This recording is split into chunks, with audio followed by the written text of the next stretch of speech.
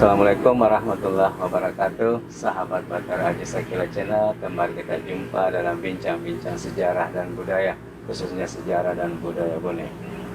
Sahabat, kali ini kita berada di situs Langkana atau Salasa Arung Palaka, di mana pada kesempatan ini kami tetap bersama tetangga Kak Yadi berusaha mengulas tentang apa yang pernah ada di situs ini. Assalamualaikum warahmatullahi wabarakatuh. Waalaikumsalam warahmatullahi wabarakatuh. Berbicara masalah Palaka, dalam sejarah Bone mungkin keharuman nama Palaka itu sangat mendunia, bahkan sangat mendunia, di mana di Palaka inilah menjadi pusat daripada Arum Pone mungkin. Banyak dari Raja Bone yang sebelum dilantik menjadi Arum Pone adalah memangku sebagai Arum Palaka. Jadi kebesaran Arum Palaka itu ditandai dengan Raja Bone ke-15 yang begitu termasyhur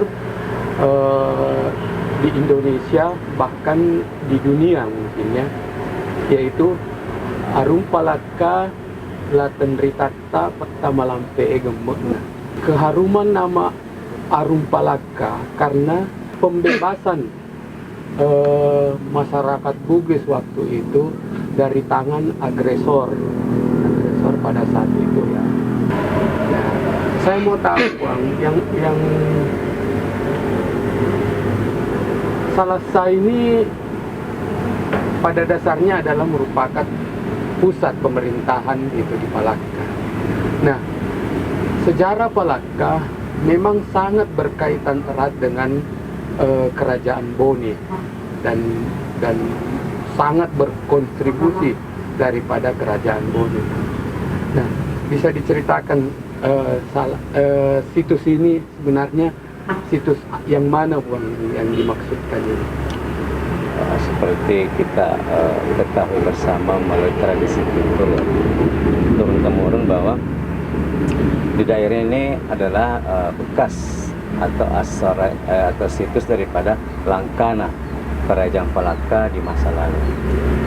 Perlu diketahui bersama bahwa kerajaan Palaka adalah sebuah kerajaan tua yang jauh sebelum kerajaan Bone terbentuk. Jadi sistem pemerintahan di sini sudah ada beberapa generasi ke atas sebelum Pertama Nurungi Rimatajang sebagai Arum Pone pertama muncul. Jadi peradaban di Palaka jauh terbangun, sudah terbangun jauh sebelumnya, sebelum kerajaan Bone muncul. Dan disinilah diyakini bahwa di daerah inilah di masa lalu merupakan Langkana atau Salasa Arum Palaka di masanya. Nah, terkadang kalau penyebutan Arum Palaka terkadang ada penyempitan makna.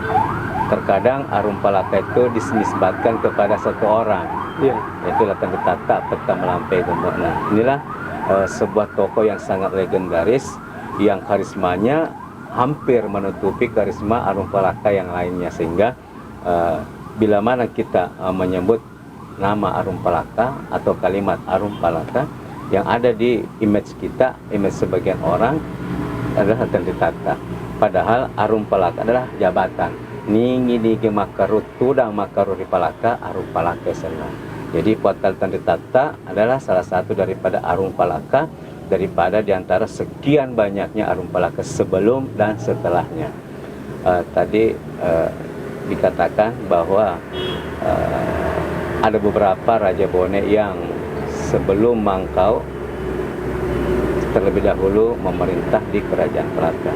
Itu sangat betul sekali, karena dikatakan bahwa telu tudangeng Ribone Rikako maca di Mangkau Ribone, seperti sehingga dikatakan nigi makarung di Palaka, makarung Rimacege, makarung Ritimurung, menjepu maca di Mangkau Ribone. Tidak mutlak sih harus mereka yang Mangkau, cuman hampir semua tadi bangsawan yang makarung di daerah ini, ketiga daerah ini hampir semuanya menjadi Arung Pone.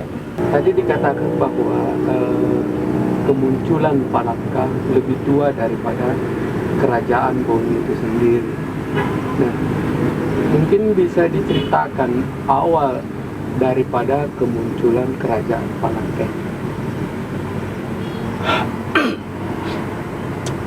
Kerajaan Palaka seperti dikatakan tadi bahwa kemunculannya jauh beberapa generasi dibanding sejarah kerajaan Bone itu sendiri.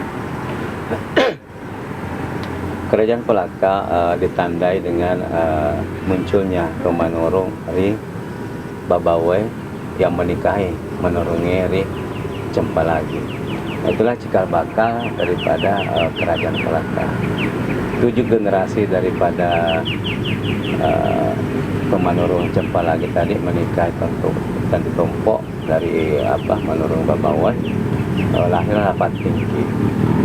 Patingki inilah menikahi Pepat Tandawanua, putri daripada Manurungnya Lima Tajang, saudara daripada Raja Bone kedua, yaitu Lomba Sahabat Terpandu Bersih. Dari perkawinan inilah jalinan kekeluargaan Bone dan Palaka terajut dimulai. Dari perkawinan Patingki menikahi Pepat Tandawanua, lahirlah Lasedu Kerampelwa, Raja Bone ketiga. Sekaligus juga kebenaran menjadi Arung Palaka mewarisi kerajaan daripada ayah. Jadi dan di era itulah Raja Bone ketiga, kerajaan Palaka bergabung berintegritas melebur ke dalam kerajaan Bone, walaupun status Palaka tetap otonom. Kalau di masa sekarang, istilah sekarang, kerajaan Palaka tetap mengatur daerahnya sendiri. Kerajaan Palaka tetap mendudukkan arung-arung Palilitnya di bawah kekuasaannya, dan simak-simak Palilit daripada Palaka tadi ini, pajak daripada kerajaan-kerajaan bawahan Palaka tetap masuk ke kerajaan Palaka. Dan kerajaan Palaka sendiri juga memiliki pak bicara sendiri, pak bicara sendiri, hakim sendiri. Jika ada masalah di dalam wilayah kerajaan Palaka, hukum itu tetap diputuskan di kerajaan Palaka. Jadi status kerajaan Palaka adalah otonomi khusus, otonomi full, di mana Palaka mengatur sendiri negaranya, ketatanegaranya, namun secara politik bahwa Palaka bernaung di bawah kerajaan induk, yakni kerajaan Bone. Nah, mendengar daripada sejarah yang tadi diceritakan bahwa kerajaan Palaka itu lebih awal 7 generasi daripada kerajaan Bone pada saat itu. Jadi kalau seharusnya lebih awal, berarti harusnya lebih mapan lah kerajaan itu ya. Tapi melihat kondisi daripada situs yang ada, yang saya lihat, saya merasa miris. Kenapa situsnya sedikit sekali gitu Bang? Harusnya kan kalau kerajaan yang mapan, situsnya itu harusnya lebih luas, lebih ini, harusnya ada benteng, ada apa, tapi situsnya ya bekas-bekas seperti ini saja, tidak ada yang istimewa. Ya, gitu ya. Tidak ada wow. Ya. Tidak ada yang wow menurut saya. Ini mungkin pertanyaan kayak ini mungkin terwakilkan ya oleh semua banyak pertanyaan. Pertanyaan sebenarnya mungkin kita mewakili sekian banyak orang yang bertanya tentang itu. Iya. Dan mungkin orang-orang luar yang ada di sana, perantau-perantau Bugis yang menurut mereka mendengar juga kebesaran Palaka, dan ketika mengunjungi situs ini mungkin sama seperti yang saya rasakan, mereka merasa kecewa dengan situs yang seperti ini. Pertanyaan ini mewakili pertanyaan keseluruhan orang yang bertanya tentang seperti ini. Iya. Ini sebuah pertanyaan betul sekali. Kok seperti ini? Sebuah kerajaan begitu masyhur, yang begitu harum, sampai hari ini Palaka boleh dikatakan si makna Bone. Iya. Di mana-mana orang bangga dengan darah Palakanya, di mana-mana orang bangga dengan terah Palakanya, apalagi Bugis, bahkan mungkin di luar itu. perlu diketahui bahwa saat kita berbicara kerajaan Palaka, kita berbicara juga di Bone Purba masuk ke Bone modern. Nah, ini kisaran waktu sudah berapa ratus tahun.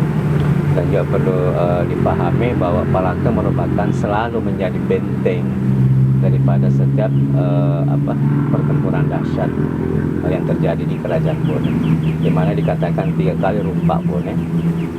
Palaka selalu menjadi salah satu benteng di mana bila mana Arumpone mundur daripada Lalebata, ibu kota kerajaan Bone, Palaka merupakan tempat pelarian atau menjadi benteng kedua setelah Lalebata.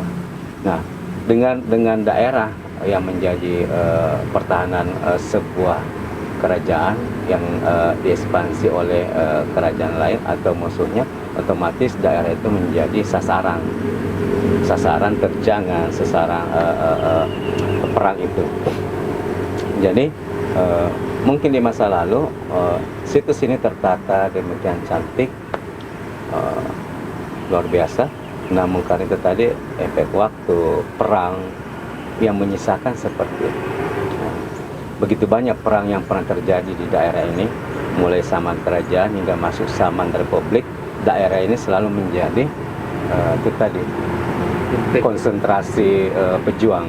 Jadi otomatis sasaran daripada efek tempur itu berpengaruh kepada daerah ini.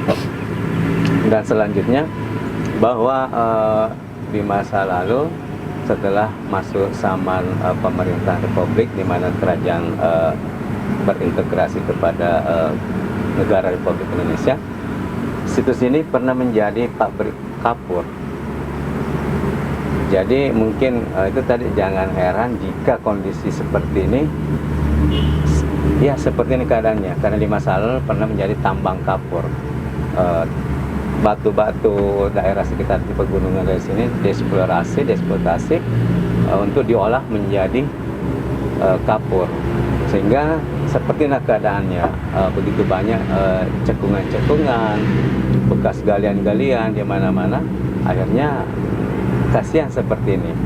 Mudah-mudahan sahabat Badarjo Sekilah yang melihat ini, baik semua kalangan dan kalangan atas, segera dan bawah, menjadi perhatian bersama bagi kita bahwa inilah situs yang selama ini kita banggakan, sebuah nama yang sangat kita banggakan, menjadi simak bagi kita itu Palaka. Nah, seperti ini kondisi sekarang. Jadi mudah-mudahan efek daripada video ini bisa menjadi sentilan bagi kita semua untuk sama-sama merasakan atau sama-sama menjadi sentilan bagi kita bahwa kita dari Wijaya Palaka yang mungkin seharusnya mengambil sebuah langkah untuk mengembalikan marwah Palaka di daerah ini. Saya berhayal di daerah ini di tempat ini kembali dibangun sebuah salasa. Di situ dimana di salasa ini setidaknya kilas kebesaran Palaka di masa lalu kita bisa dapati di salasa ini. Sejarahnya, peninggalannya, atau apa yang tersisa ada di sini. Sehingga kebanggaan kita sebagai Wijaya Palaka bisa tetap kita pertahankan atau kita wariskan kepada generasi kita seperti ini. Ya, mungkin seperti itu, Kak. Ya, kalau kondisinya memang seperti ini dan kenyataannya memang seperti ini keadaannya. Nah, mungkin seperti yang dikatakan tadi bahwa mudah-mudahan setelah menonton video ini banyak warga yang tergerak hatinya untuk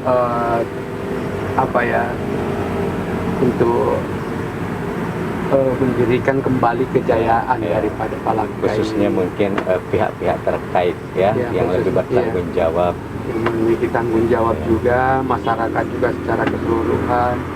Nah, mungkin dengan adanya salasa yang terbangun di sini dan melihat kondisinya juga yang berada di atas bukit itu, nanti pada saat orang datang ke Kota Bone itu langsung bisa melihat ya kebesaran Palaka itu sendiri dengan adanya salasa ini tersebut.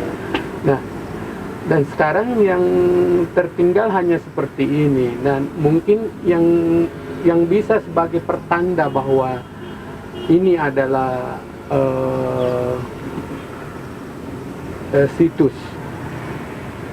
Di mana tanda-tanda yang bisa kita lihat bahwa ini adalah situs peninggalan kerajaan Palaka? Di sini situs yang tersisa di daerah ini kita bisa melihat beberapa lubang daripada tiang-tiang rumah Salasa di masa lalu. Apakah itu anak bolanya atau lego-legonya? Karena di masa lalu ini merupakan dataran yang luas, ya. Jadi kemungkinan yang ada di sini tersisa mungkin tempat berdirinya lego-lego. Melihat lubang-lubang yang ada, kita menghitung ini kayaknya lubang-lubang daripada tiang lego-lego. Karena kalau tiang rumah induk otomatis jauh lebih banyak dan jauh lebih luas. Karena seperti tadi dikatakan bahwa sini pernah ada berbagai macam peristiwa yang terjadi, baik itu perang maupun tadi itu eksplorasi alam, akhirnya seperti ini kondisi topografinya tidak datar lagi. Selain itu ada sumur Bubung Parani, sumur asli daripada kerajaan Palaka, Bubung Palaka di sebelah timur daripada Langkana ini Salasa ini. Dan lebih ke timur lagi, terus ke arah sedikit sana, di sana ada Tanah Bangkala Palaka. Tanah Bangkala Palaka. Yang mana itu? Yang sumur itu yang sumur dekat sungai itu? Ya, sebelah selatan jembatan itu. Itu sumur asli daripada kerajaan Palaka. Mungkin di lain segmen nanti khusus kita membahas tentang Bubung Parani Palaka yang sebenarnya. Oke. Dan khusus untuk segmen ini mungkin kita akan membahas masalah situs Langkana ini yang masih kita bisa lihat dari bekas lego-lego, lubang tiang ya. Lubang tiang lego-lego atau berandanya. Iya, beranda. Jadi kalau kita melihat, kalau kita melihat peninggalan lubang-lubang tiang beranda ini, kebesaran itu sangat-sangat possible. Tiang lego-lego saja begitu besarnya. Kalau kita melihat bekas lubangnya, iya. Apalagi rumah induk. Iya. Berarti sangat-sangat possible bahwa di sini pernah ada sebuah Salasa, pernah ada Langkana yang berdiri yang luar biasa. Jadi inilah menjadi mungkin menjadi motivasi bagi kita untuk mengangkat situs ini, agar kiranya insya Allah tidak mustahil bagi Allah jika menggerakkan bagi generasi Bone untuk sama-sama masih Bone ini Salasa, insya Allah. Dan mudah-mudahan itu akan terwujud suatu waktu. Amin.